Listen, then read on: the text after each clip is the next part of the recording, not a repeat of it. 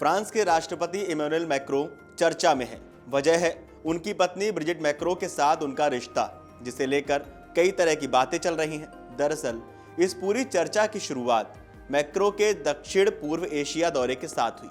26 मई को जब वे वियतनाम पहुंचे और तो विमान से उतरने से ठीक पहले उनका एक वीडियो वायरल हो गया। इस वीडियो में जो कुछ दिखा उसे लेकर अब तक फ्रांस के राष्ट्रपति कार्यालय से लेकर निजी तौर पर मैक्रों को भी सफाई देनी पड़ गई। इस घटना के बाद बड़ी संख्या में लोगों ने सोशल मीडिया प्लेटफॉर्म पर मैक्रों के 32 साल पुराने रिश्ते पर ही सवाल उठाने शुरू कर दिए।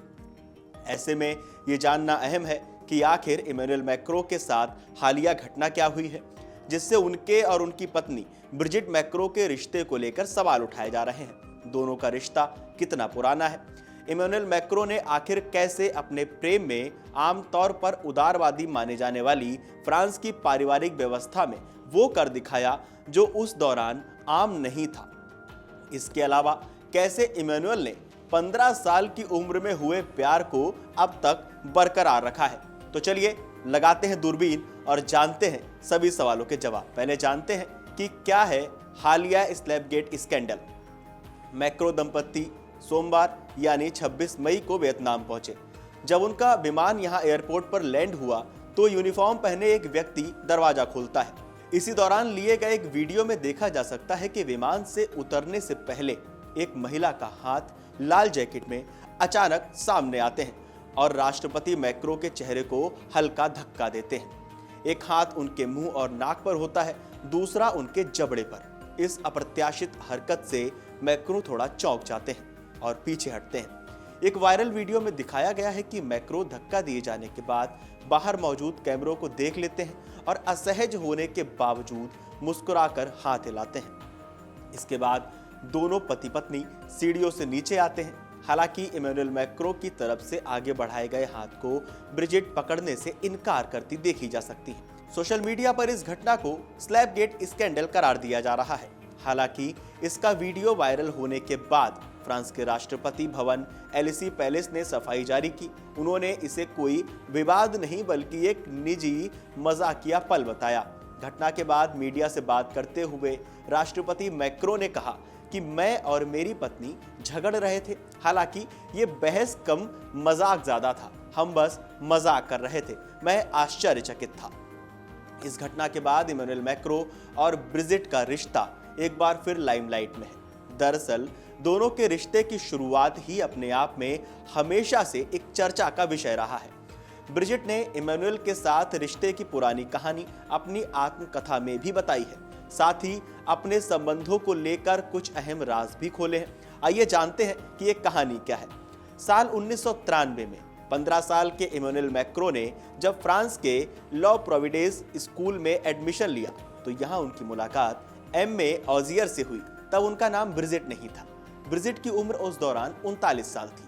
वे स्कूल में लैटिन और फ्रेंच भाषा के साथ साथ ब्रिजिट इस दौरान एक बैंकर आंद्रे लुई ऑजियर से विवाहित थी और उनके 3 बच्चे थे। इनमें ब्रिजिट की बेटी लॉरेंस उस दौरान मैक्रों की क्लासमेट हुआ करती थी। एक रोज ब्रिजिट की बेटी लॉरेंस जब स्कूल से घर आई तो उन्होंने अपने एक प्रतिभाशाली क्लासमेट के बारे में पूरे परिवार को बताया। लॉरेंस ने कहा कि उनकी क्लास में एक पागल लड़का है जो सब कुछ जानता है। ब्रिजिट ने इसके बाद 15 साल के इमैनुअल से तब मुलाकात की जब वो स्कूल में होने वाले एक ड्रामा में लीड भूमिका निभा रहे थे। इस प्ले का नाम जैक्स एंड हिज मास्टर्स था। इस दौरान इमैनुअल और ब्रिजिट के बीच में बातचीत शुरू हुई। बाद में ब्रिजिट ने खुद माना कि मैक्रों की समझदारी से धीरे धीरे वे उनके प्रति आकर्षित हुई। बताया जाता है कि इमैनुअल और ब्रिजिट के बीच बढ़ती करीबी उस दौरान छिपी नहीं थी।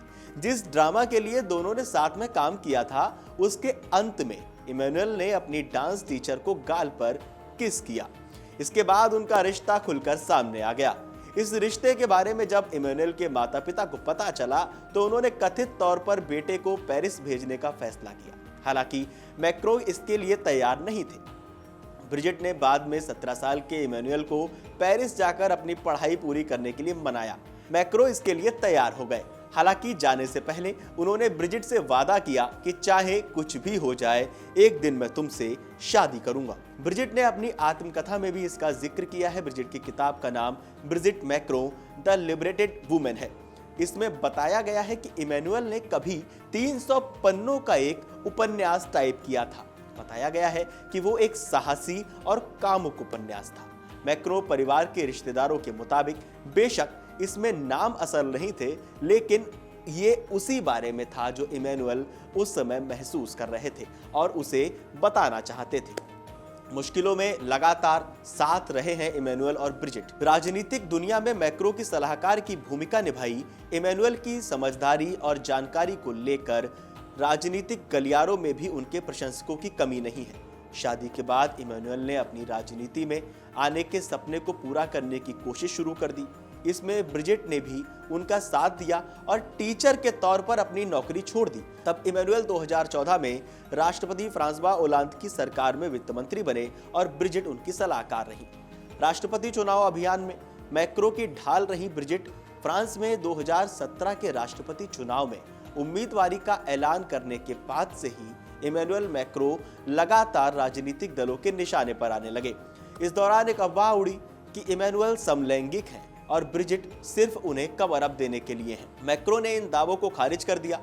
इन आरोपों के बाद ब्रिजिट को लगातार इमैनुअल के साथ उनके अभियानों में देखा जाने लगा। आखिरकार 2017 में 39 साल की उम्र में इमैनुअल फ्रांस के सबसे युवा राष्ट्रपति बन गए। राष्ट्रपति बनने के बाद से ही ब्रिजिट लगातार देश विदेश के दौरों पर फ्रांस की प्रथम महिला के तौर पर इमैनुअल के साथ रही हैं। इमैनुअल और ब्रिजिट की लव स्टोरी पर ये जो वीडियो सोशल मीडिया पर वायरल हो रहा है नोक-झोंक का, इस पर आपको क्या कहना है? आपको क्या लगता है? आपके मन में क्या आ रहा है? हमें कमेंट करके बताएं और देश और दुनिया की तमाम बड़ी खबरें जानने के लिए देखते रहें अमर उजाला।